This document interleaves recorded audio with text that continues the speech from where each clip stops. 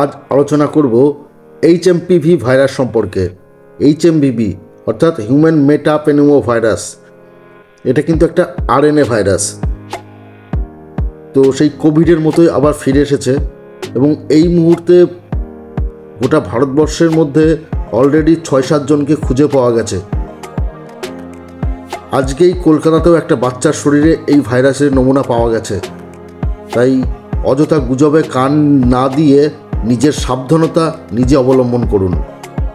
যদি দেখেন আপনার সর্দি কাশির মতো কোনো উপসর্গ দেখা দিচ্ছে, শ্বাসকষ্ট হচ্ছে, নাক দিয়ে জল পড়ছে, গলা ব্যথা করছে, অবশ্যই আপনি বাড়িতে বসে না থেকে বা প্যারাসিটামল জাতীয় প্লেন ওষুধ না খেয়ে আপনি আগে ডাক্তারের সঙ্গে যোগাযোগ করুন, পরামর্শ নিন তাদের। এই একই ভুল করেছিলেন কোভিডের সময়। অনেকেই গুচ্ছের মার্কেট থেকে ওষুধ সংগ্রহ করে এনে ঘরে রেখেছিলেন। সেই ওষুধ খেয়ে দীর্ঘদিন সুস্থ থাকার চেষ্টা করেছিলেন নিজের রোগটাকে লুকোতে। এর ফলে অনেককে হারাতে হয়েছে আমাদের।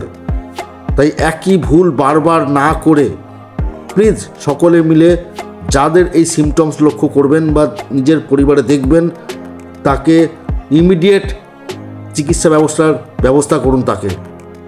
তাকে নিকটবর্তী যে কোনো স্বাস্থ্যকেন্দ্রে নিয়ে যান, যে কোনো ডাক্তারের সঙ্গে অবশ্যই সলা পরামর্শ করুন। প্রতিটি জীবন মূল্যবান, তাই অবহেলা করবেন না। মাস্ক ব্যবহার করুন, অবশ্যই পরিষ্কার পরিচ্ছন্নতা অর্জন করুন। পরিষ্কার পরিচ্ছন্নতাই একমাত্র এই রোগের রেহাই পাওয়ার একটা উপায়। আপনি বাজারে হাটে বন্ধুদের সঙ্গে আড্ডা মারতে যাচ্ছেন বা অফিস থেকে বাড়ি ফিরেই সেই জামা পোশাক পরে কখনোই ভিতরে যাবেন না ঘরের।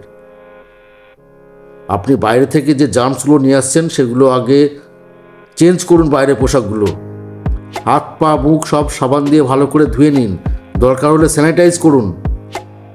বাইরে যখন বেরোচ্ছেন অবশ্যই মাস্কটা এখন ব্যবহার করুন, কারণ আপনার এই একটা সাবধানতাই আপনার গোটা পরিবারকে কিন্তু মুক্তির পথ দেখাবে। আর আপনার একটা অসাবধানতাই আপনার গোটা পরিবারকে কিন্তু বিপদের দিকে ঠেলে দেবে। তাই অবশ্যই অনুরোধ রইল, এই ভিডিওটিতে বিস্তারিত সমস্ত কিছু তথ্য লেখা রয়েছে, অবশ্যই পড়ুন এবং নিকটবর্তী যে কোনো স্বাস্থ্যকেন্দ্রে যোগাযোগ করুন।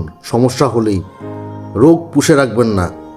আপনি জানবেন কোভিডে অনেককে হারিয়েছেন, দ্বিতীয়বার সেই ভুলটি আর করবেন না। বিশেষভাবে অনুরোধ রইল সবাইকে, কোনো গুজবে কান দেবেন না, আতঙ্কিত হবেন না। মাস্ক পরুন, পরিষ্কার পরিচ্ছন্নতা